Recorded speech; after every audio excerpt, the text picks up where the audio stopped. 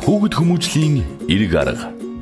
Хүүхдийг алдаа гаргахад нь эцэг их багш нар нь хүүхдийн давуу сайн талууд дээр нь илүү анхаарч, эрг ур чадвар зөв үйлдэл дээр нь төвлөрөх хэрэгтэй.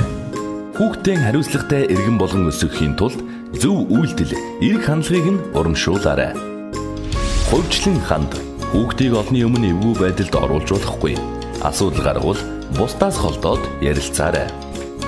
Хүүхдийн харааны төвшөнд зэрэгцэн очиж яар.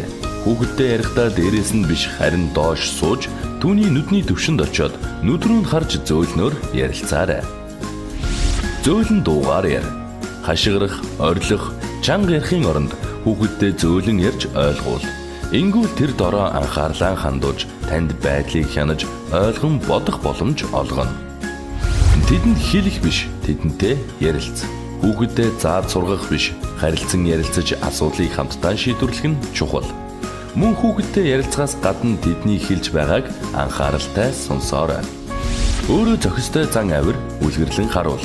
Хүүхдүүд томчуудын зан авирыг харж сурдаг учраас тэдний заах гэж оролдож буй хичээлийг батжуулж өгнө. Завсарлага ав. Хэрв хүүхэд тань эсвэл та ууртай байвал завсарлага аван яавал байдал илүү сайжирч болох, яавал илүү үр дүнтэй болох талаар бодоорой.